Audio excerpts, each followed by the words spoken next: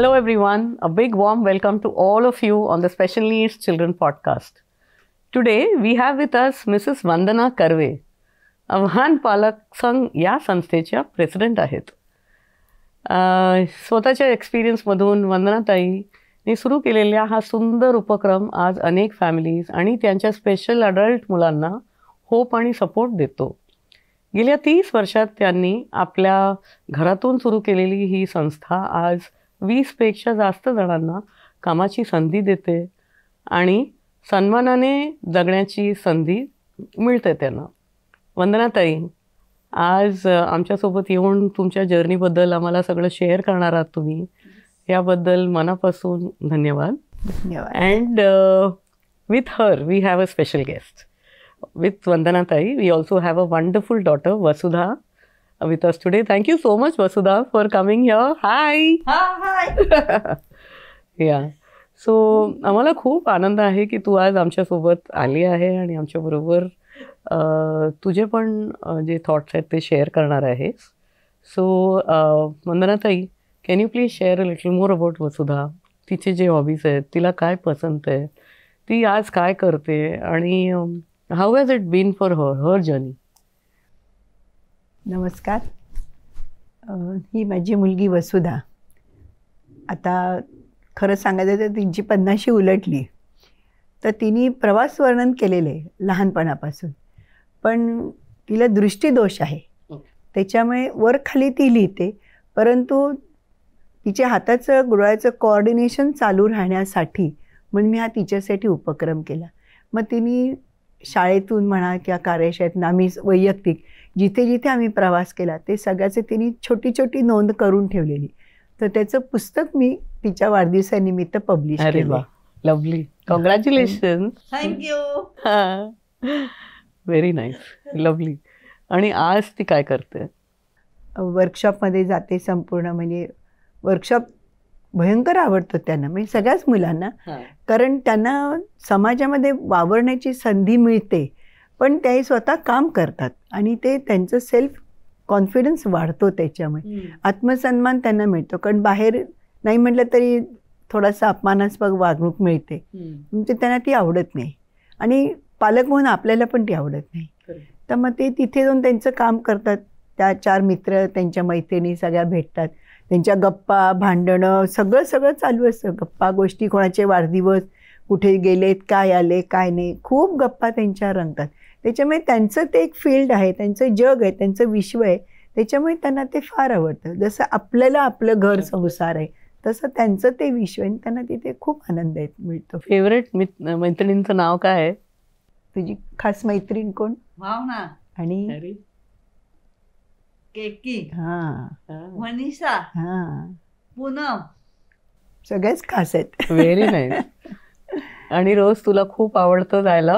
हो, त्यांना भेटायला, त्यांच्याबरोबर बोलायला, त्यांच्याबरोबर काम करायला, राईट? खूप आवडतं. खूप आवडतं. Very nice. वंदनाताई, सुरुवातीला कसं होतं, म्हणजे प्लीज स्वतःबद्दल आम्हाला सांगा की बिफोर आव्हान हे सेटअप करण्या अगोदर कसं होतं तुमचं लाईफ आणि हे सगळं कसं चेंज झालं, जरा सांगता का? खरं म्हणजे ती जन्मता नॉर्मल, पूर्ण 3 महिन्यापर्यंत छान तिची ग्रोथ नॉर्मल मुलांचीच झाली होती. पण जसं सगळ्या बाळांना जुलाब होतात, डायरिया होतो, तसा तिला पण झाला. पण तो इतका सिव्हिअर झाला ना की एका रात्रीचं तिला जवळजवळ 35-36 जुलाब झाले आणि ते कंट्रोलच्या बाहेर गेलं सगळं. आणि डॉक्टरांकडे गेलो, म्हणजे नेहमीसारखं आपलं रुटीन बिटीन सगळं, पण त्याच्यातनं तिचं डिहायड्रेशन झालं आणि एन्सेफेलायटिसची तिला ती लागण झाली. आणि फार रेअर केस असते एन्सेफेलायटिस, म्हणजे की तेव्हा म्हणजे 50 वर्षापूर्वी वाडिया हॉस्पिटलला फक्त ती 3री केस होती. त्याच्यामुळे डॉक्टरांना सुद्धा कळलं नाही की काय ट्रीटमेंट द्यावी. परंतु मग त्यांचे अथक प्रयत्न, आमचे प्रयत्न, असं करून मग ठीक आहे आता काय ॲक्सेप्ट करायलाच तर हवं आपलं बाळ म्हटलं. ती मग जेवढे डॉक्टर सांगतील ते सगळे उपाय केले, कुठलाही उपाय सोडला नाही, भरपूर कष्ट घेतले. आणि मग 5-6 वर्षाची जरा शाळेचं आलं की शाळेत कसं घालायचं. नॉर्मल शाळेत घेत नव्हते, ॲबनॉर्मल म्हणून. आणि तेव्हा स्पेशल नवीनच शाळा उघडली होती महापालिकेची.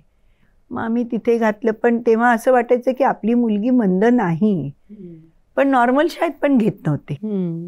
त्याच्यामुळे मन घट्ट केलं, कारण काहीतरी तर करायला हवं आपल्याला.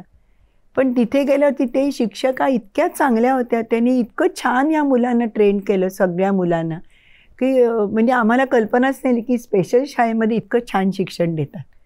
पण त्या टीचर खरोखरच करंदीकर म्हणून खूप छान त्यांनी मला पण ट्रेन केलं. कारण तेव्हा मी अशी कंटाळलेली होते की माझ्याच नशिबाला का असं, बाकी सगळी मुलं छान आहेत आणि माझीच मुलगी का अशी. आणि मग लोक चिडवायचे मला की वेडीची आई चालली बघा. ते मला आवडायचं नाही, कारण माझी मुलगी काही वेडी नाही आहे, ती चांगली असून आता आजारपणाने अशी झाली. परंतु आपण समाजाला काय सांगणार. मग मी जिद्द बांधली की त्या सांगतील तसं आपण ऐकायचं. आणि त्यांनी मला खूप कॉपरेशननी खूप समजावलं की तुम्ही असं केलं तर ती आणखीन डल होईल, तर तुम्ही पहिल्या स्ट्रॉंग व्हा, म्हणजे मग तिला तुम्ही करून घ्या सगळं. आणि मग डॉक्टर त्या आणि आम्ही सगळ्यांनी म्हणून तिला छान बाहेर काढलं. पण मग 15 वर्षाची झाल्यावरती त्यांनी सांगितलं की आम्ही 18 वर्षानंतर शाळेत ठेवणार नाही. मग परत घरी काय करायचं, पुन्हा मोठं प्रश्नचिन्ह आलं. मग त्याच आम्हाला म्हणाले की तुम्ही सगळे पालक एकत्र व्हा आणि एक कार्यशाळा मुलांसाठी सुरू करा, वर्कशॉप. पण आम्ही काय तेव्हा एवढं शिक्षण घेतलेलं नव्हतं कुठचे स्पेशल वगैरे, पण त्यांनी शिकवलं त्याप्रमाणे आम्ही करत गेलो. आणि स्वतःचे अनुभव सगळीकडनं शिकत मला चांगले लोक पण बाहेरचे मिळाले. लवली. त्याच्यामुळे आम्ही हा प्रवास आता 30 वर्ष झाली. या 16 सप्टेंबरला 30 वर्ष पूर्ण झाली. Wow, congratulations. खरंच very very big, very big achievement. म्हणजे मला सुद्धा आश्चर्य वाटतं मागे वळून बघताना की अरे आपण कसं केलं, पण केलं ही गोष्ट खरी. आणि परमेश्वराची साथ होती. मुख्य म्हणजे सचोटीने आम्ही केलं. कुठेही मुलांना फसवी, कोणा लोकांना फसवले, काही केले असं नाही. जे आहे ते खरेपणाने आम्ही काम केलं. आणि मग परमेश्वराने आम्हाला साथ दिली त्या गोष्टीची. फॅन्टॅस्टिक.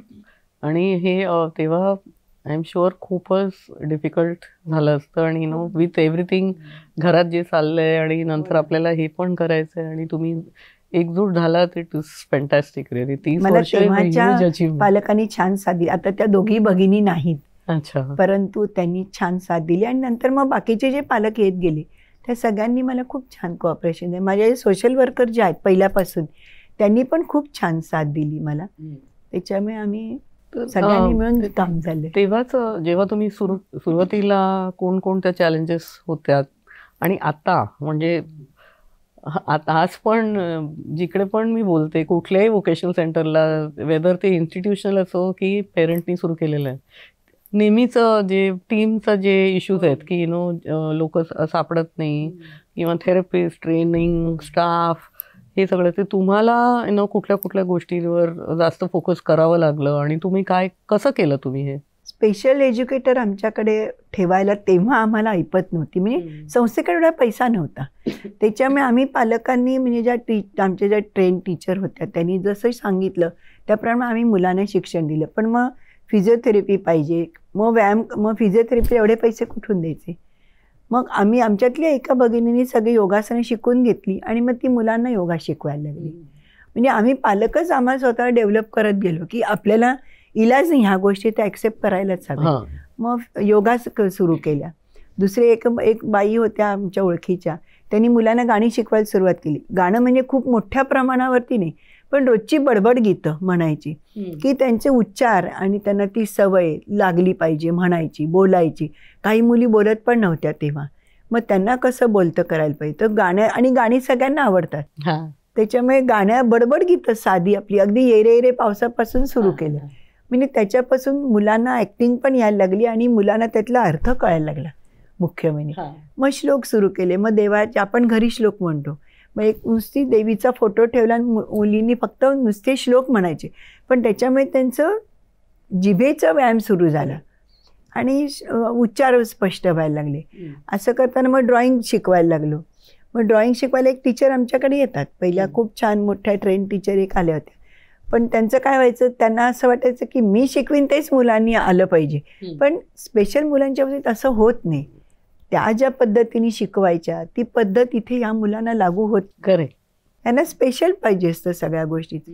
मग आम्ही त्रिकोण काढायचे मोठे, मग त्याचे झेरॉक्स काढायच्या. मग जेवढी मुलं आहेत तेवढे 2-2 सेट करायचे, कारण प्रत्येकाला काही चांगलं येतच असं नाही. रेघेच्या बाहेर जाणार, वर जाणार, खाली जाणार, रंग समजायचे नाहीत. मग एक लाल रंग एक दिवशी सगळ्यांना नुसता लाल रंग लावा, मग तो त्यांच्या डोक्यात पक्का बसला की हा रंग म्हणजे लाल रंग. आणि मग त्याचे बॉल काढून दिले नुसते गोल, की ह्याच्या बाहेर जायचं नाही, आतच रंगवायचं.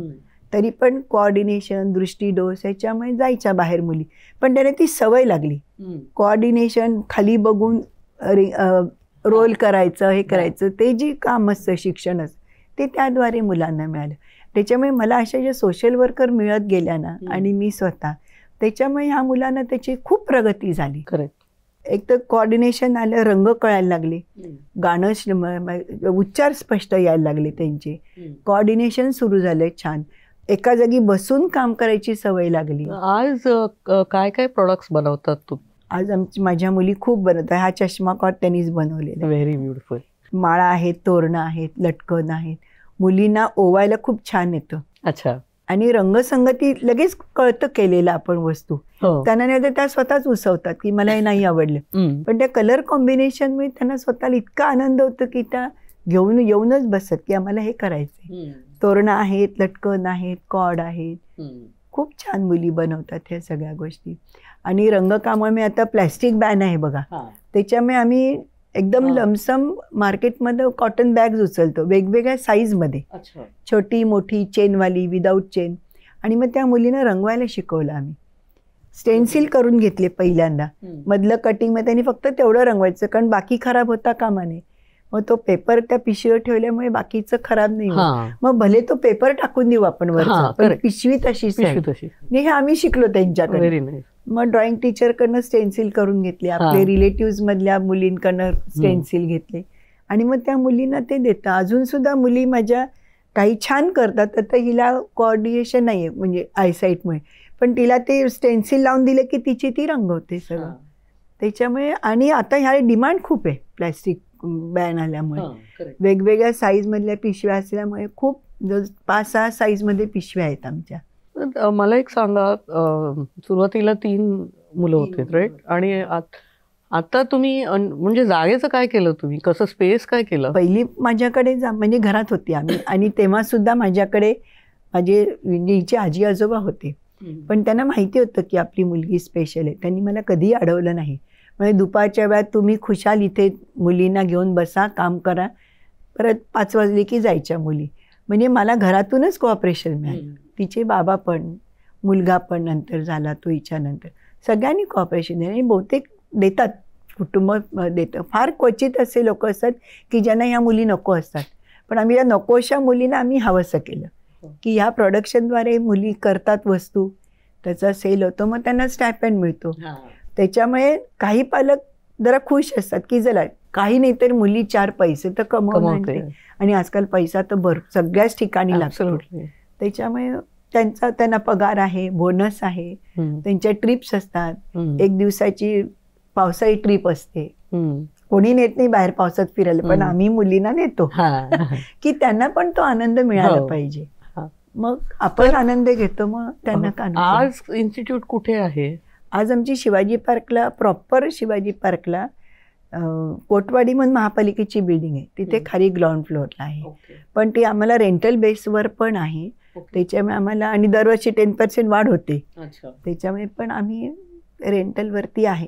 छोटीशीच आहे जागा, कमी पडते खरं म्हणजे ती खूप आम्हाला जागा. पण आता कुठे जाणार ना, मुंबई सारख्या शहरामध्ये कसं नाही, आपण कोणी दिली आम्हाला सर्वांना सांगूया, खूप बरं होईल, कारण गरज आहे या गोष्टीची. मुलांना ठेवलं, आम्ही डेव्हलप करू शकतो, अजून मुलं वाढू शकतील. वाढू शकतात. आणि किती माझं नेक्स्ट क्वेश्चन हेच होतं वंदनाताई, हे विचारायचं होतं की इतर काय ऍक्टिव्हिटीज असतात? हो, आमच्या खूप असतात. म्हणजे एकतर आम्ही वॉकथॉन घेतो मुलांचं. अच्छा. सगळी मुंबईतली फक्त स्पेशल मुलं अबव 18 इयर्स, कारण 18 वर्षापर्यंत आम्हाला रूल नाही. करेक्ट. आम्हाला गव्हर्नमेंटचं आहे ते 18 वर्षावरील. मग 18 वर्षावरची कोणीही मुलं आमच्याकडे येऊ शकतात. पण वोकेशनल सेंटरचा रूल आहे ना? हो, वोकेशन सेंटरचा हा रूल. पण फक्त म्हणजे अशी स्पेशल गतिमंद. ब्लाइंड वगैरे अशी नाही आम्ही घेत, कारण ते ऑलरेडी त्यांचं सगळं चालू तर असतं. याच जरा मुलांसाठी. स्पेसिफाय करा ना, कुठल्या मुलांसाठी तुम्ही म्हणजे हे आपली चालवता? मानसिक विकलांग हा, जी आमची हे आमची संस्था आहे जी मानसिक विकलांग त्या मुलांना आहे, फिजिकली हँडिकॅपना नाही, ब्लाइंडना नाही. तर all intellectual yes, development above 18 years. Above 18 years. तर वॉकेथॉन असं NCPA ते 500 मीटर आणि परत बॅक. आणि मग त्यांना प्राइज डिस्ट्रीब्युशन त्यांची खूप मजा असते तेव्हा. किती जण आणि रस्त्यावरचे जे लोक रोजचे जे वॉकला येणार आहेत ते लोक उभं राहून अगदी भयंकर टाळ्या वाजवतात. त्याच्यामुळे या मुलांना खूप आनंद होतो आणि असा आनंद त्यांना बाकी कुठेही नाही नाही, मिळत. असले अवेअरनेस प्रोग्राम्स खूप गरजेचे आहेत, कारण त्याच्यात जसं तुम्ही म्हणाला जे लोक बघायला येतात किंवा नंतर त्याची जी माहिती मीडियामध्ये पण येते त्यांनी खूप फरक पडतो. हो, तसंच आम्ही कुकिंग कॉम्पिटिशन घेतो, विदाऊट गॅस कुकिंग. खूप वेगवेगळे सँडविचेस प्रकार, चाट प्रकार, कोल्ड्रिंक्स प्रकार, खिरी येतात. मग त्या मुली म्हणजे घरी शिजवून आणा कुकरमध्ये आणि मग तिथे मिक्स करा. हो, खूप छान. आणि त्याला खूप हे मिळतो. हो, बनवायचंच आहे आणि बक्षिसं मिळवतात त्याच्यामुळे. का? हो, ती जिंकते. आम्ही युनिक काहीतरी ठेवतो ना दरवेळेला त्याच्यामुळे. तर हे अॅन्युअल स्पर्धा आहे का, असं कॉम्पिटिशन असते दरवर्षी असते आमची. ड्रॉइंग कॉम्पिटिशन असते, पण ती जरा कॉमन झाली. पण ह्याला स्पेशल मुलांनी खूप मजा येते आणि बघायला. होय, आणि अॅन्युअल डे जो असतो आमचा त्याच्यामध्ये फॅशन शो असतो एक आमचा, बाहेरची पण मुलं सगळे. हो, सोलो असतो, कॉम्पिटिशन, म्हणजे फॅन्सी ड्रेस नाही पण फॅशन शो. फरक आहे दोन्हीमध्ये. फॅशन शो त्याच्यामुळे मुलींना इतका आनंद होतो, वेगवेगळे ड्रेसअप कल्चरचे करायला मिळतात आणि वॉक करायचा थोडा त्याचा एक स्टेज कॉन्फिडन्स येतो त्यांना. नेक्स्ट क्वेश्चन हाच होता की काय पॉझिटिव्ह बद्दल काय वाटतं तुम्हाला, मुलं कसं ते एक्सप्रेस करतात आणि त्यांचे पालक काय सांगतात? इतके वर्ष तुम्ही जे चालवलंय त्याच्यात पालक तर खूप खुश असतात आणि वाट बघत असतात. ती मुलं तर वाट बघत असतात की आव्हानचं कधी डिक्लेअर होतं आणि आम्ही त्याच्यात जातो. आणि काय होतं, फर्स्ट कम फर्स्ट आम्ही ठेवतो, कारण आमची जर कपॅसिटी 50-60 पेक्षा आता आम्ही यावर्षी 90-100 मुलं घेऊ, त्याच्यापेक्षा जास्ती आम्ही घेऊ शकत नाही. पण 100 मुलं फर्स्ट कम फर्स्ट इतकी त्यांची चढाओढ असते ना, आम्हाला पण घ्या, म्हणजे फुल झाल्यानंतर प्लीज आम्हाला घ्या, प्लीज आम्हाला घ्या. पण आम्हाला तसं करता येते, कारण थोडे प्रत्येक गोष्टीत लिमिट असते. 100च्या वर आम्ही घेऊ शकत नाही, पॉसिबल नाही 100च्या वर. तुम्ही जे म्हणालात ना स्टार्टिंगला की मुलं थांबत असतात की रोज आम्ही जाऊ आणि उत्सुकता असते की कसं मी जाऊ, माझ्या मैत्रिणींना भेटू, किंवा जसं ती म्हणाली की हो माझे हे मैत्रिणी आहेत. तर ते जेव्हा फर्स्ट टाइम लोक येतात त्यांचे जे प्रॉब्लेम्स आहेत ते सगळं पेरेंट्स तुम्हाला सांगतील, राईट? आणि त्याच्यानंतर तुमच्या हे 30 वर्षाच्या प्रवासात तुम्हाला काय चेंजेस दिसलेत in parents and in the children? पहिल्यांदा जेव्हा पालक किंवा मुलं येतात घाबरलेली असतात आणि इतकी त्यांच्या मनात भीती असते की आम्हाला हे लोक नावं ठेवतील, मारतील का, हे करतील का. तसं काही नसतं. हळूहळू 2 महिने झाले, 3 महिने की मुलं रुळायला लागतात छानपैकी, कारण त्यांना आधी ही सवय नसते. 1 वाजता यायचं, प्रार्थना म्हणायची, काम करायचं, 3 वाजता डबा खायचा, जे आमचे रूल आहेत, आणि 5 वाजता घरी जायचं. तर हे त्यांना घरामध्ये ह्या गोष्टी नसतात. त्याच्यामुळे ते पहिले 2 महिने जरा वाचकतात किंवा रडतात, घरी जायचे, अमुक करायचे, असं काही ते. आणि आमचा पालक संघ असल्यामुळे आईला कंपल्सरी थांबायला लागतं. आणि आईला अतिशय याचा गोष्टीचा फायदा असं म्हणजे आई कॉन्फिडंट होते. नाही तर घरामध्ये जाचलेली असते आई, कारण ह्या मुलांचं करताना, घरातले इतर लोकांचे कमिटमेंट पूर्ण करताना आई खूप दमलेली असते. म्हणजे ती स्त्री जी असते ती खूप दमलेली असते. मग तिला इथे येऊन इतकी सगळी तिच्याच मानसिक स्थितीची फ्रेंड्स मिळतात आणि घरातली प्रॉब्लेम्स मग हळूहळू ती बाई सांगायला लागते. आणि मग आपल्या एकमेकींमध्ये चर्चा होऊन त्याच्यावरती खूप उपाय मिळतात. सोपे सोपे असतात, काही कठीण पण नसतात, किंवा ह्याच्याकडे जा, त्या डॉक्टरकडे, असं नाही. घरगुती साधे उपाय आम्ही एकमेकींना सांगतो. त्याच्यामुळे त्या बायका एकदम रिलॅक्स होतात की त्यांचं दडपण जाते. जे दडपण असतं एक प्रकारचं मनावरती की आपलं मूल अपंग आहे, आपलं मूल मानसिक विकलांग आहे, कोणी चिथू करतात, कोणी ओरडतात. तर मला किती वर्ष वेड्याची आई म्हणून चिडवायचे लोक. सफर केलं, काही इलाजच नसतो ना ह्या गोष्टीला. पण आता मी इतकी कॉन्फिडंट झाली, कोणी काही बोलू देत, मला काही वाटत नाही. कारण मला माहिती आहे माझी मुलगी वेडी नाहीच आहे. आणि माझ्यासारख्या ज्या 4 मुली आहेत त्यांच्या आयांना पण हाच अनुभव येतो.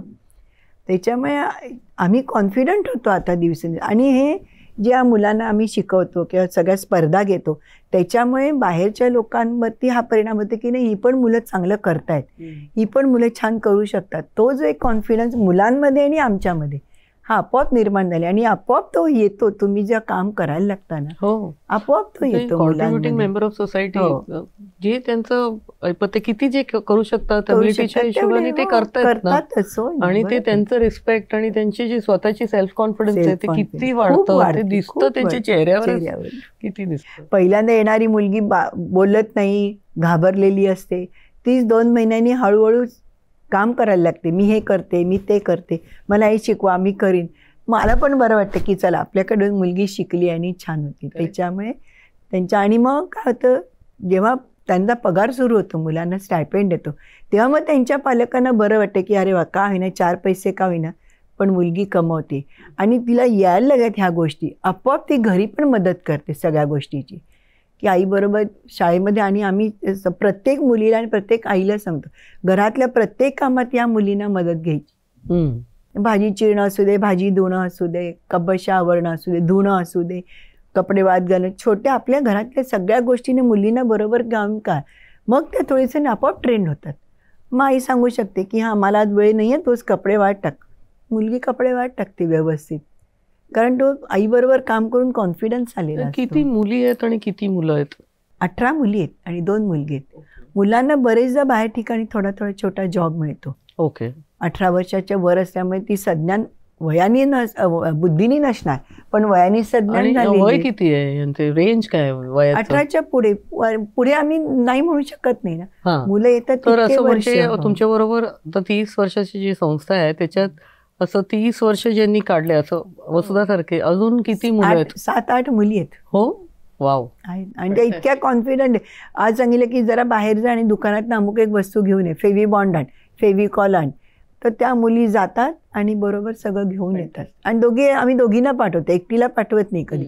2 मुली मग एकमेकीने जातात आणि बरोबर जे हवं ते घेऊन येतात, कारण आजूबाजूची दुकानं माहिती झालेली असतात. हेच ट्रेनिंग असतं की मुलांना ह्या गोष्टी शिकवल्यामुळे मग घरी गेला आपोआपच बाहेर जवळच्या दुकानात वस्तू आणू शकतात. तो त्यांचा कॉन्फिडन्स वाढतो. पुढचं प्लॅन काय आहे वंदना ताई इथून? पुढचं काय कसं करणं, आता मॅक्झिमम मुलांना ट्रेन करणं हे तर आहेच ध्येय.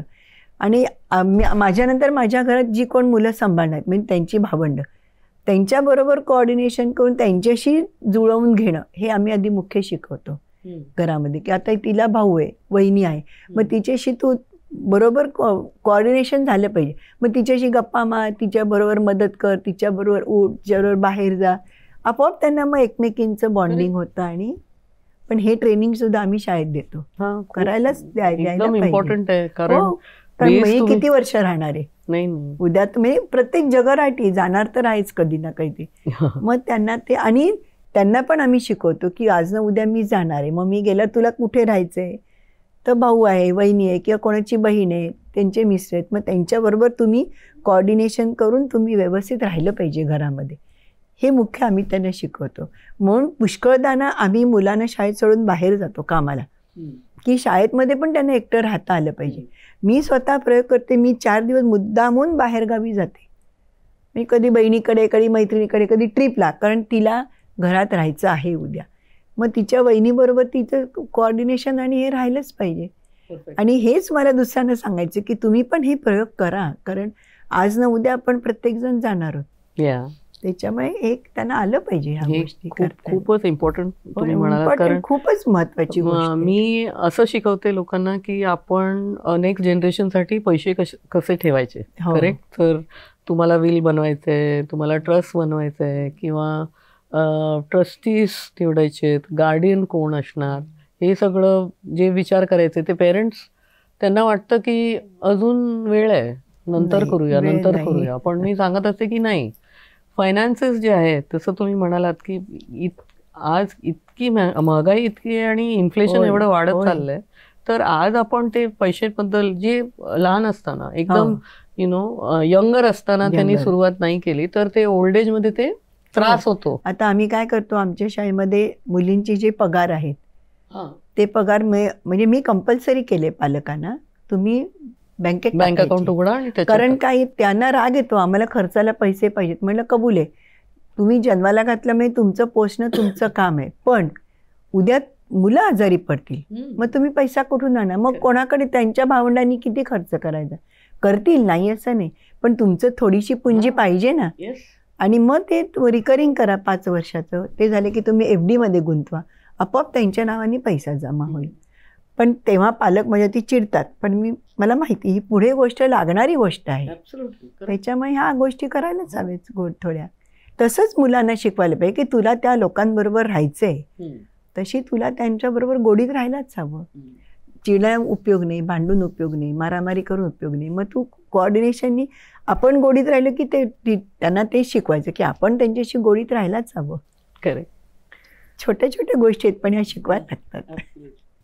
तर वंदनाताई, फायनली मला एक विचारायचं होतं की खूप असे पालक आहेत जे हे ऐकतायत किंवा बघतायत, त्यांना पण त्यांची मुलं घरी आहेत, 18 वर्षाचे झालेत, आणि आता हे वोकेशनचं जे सिरीज मी करते पॉडकास्टमध्ये, त्याच्यात परत परत मी त्या संस्थेचे हेड आहेत त्यांनाच मी विचारते की तुम्ही प्लीज जरा त्यांना सांगा की असं घरी काय नाही मी ठेवू, भिऊ घरी नका, ठेवू आणि नका, ते हा. फर्स्ट स्टेप कसं घ्यायचं आणि ते कसं होत जातं, कसं काय होतं आणि हा, ते म्हणजे मॅजिक तुम्ही कसं होतं ते. यायलाच पाहिजे बाहेर मुलांना घेऊन. किती दिवस घरात राहणार आहात? 18 वर्ष म्हणजे तशी मुलं केपेबल झालेली असतात. म्हणजे सगळीच जरी नाही जरी ती 80% मुलं शाळेतनं पास झाल्यामुळे त्यांना तेवढा कॉन्फिडन्स आलेला असतो. तर तुम्ही वर्कशॉपमध्ये घाला. ठीक आहे की तुमच्या घरापासून खूप लांब आहे, कोणी प्रत्येकाला आव्हानमध्ये दादरला येऊ शकणार नाही, पण तुम्ही तुमच्या वॉर्डमध्ये तुमच्या एरियामध्ये तुम्ही छोट्या प्रमाणात सुरू करा ना.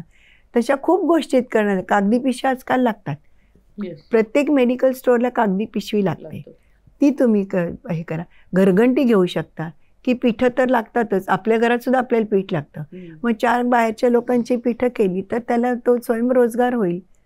नॉट नेसेसरी की मोठ्या इन्स्टिट्यूटमध्ये घाला, तुम्ही घरी सुरू करा ना ह्या गोष्टी. काजबटणं करता येतात, हुकलूक करता येतो मुलांना. म्हणजे या छोट्या छोट्या गोष्टी आहेत, पण ती मुलं बिझी राहतील, तुम्हाला काम पण मिळेल आपोआपच. आज 1-2 मुलं तुम्हाला आणखीन तुमची मुलं वाढतील.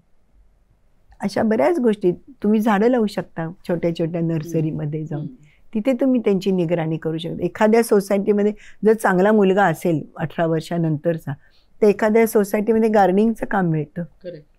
अशा छोट्या गोष्टीत पण त्यांना स्वावलंबी होता येईल. आणि घरी ठेवू नका अशा मुलांना, अजिबात नाही. मी त्याच्या अगदी इम्पॉर्टंट लाईनच आहे, घरी ठेवू नका अजिबात. कष्ट घ्यायला शेवटी इलाज नाही, कष्ट तर घ्यायलाच हवेत ना. थँक्यू. आय थिंक इतके सिम्पल तुम्ही शब्दात हे सांगितलं, आणि मला वाटतंय की ज्यांनी हे व्यवस्थित ऐकलंय ना त्यांना ते खूप फरक पडेल.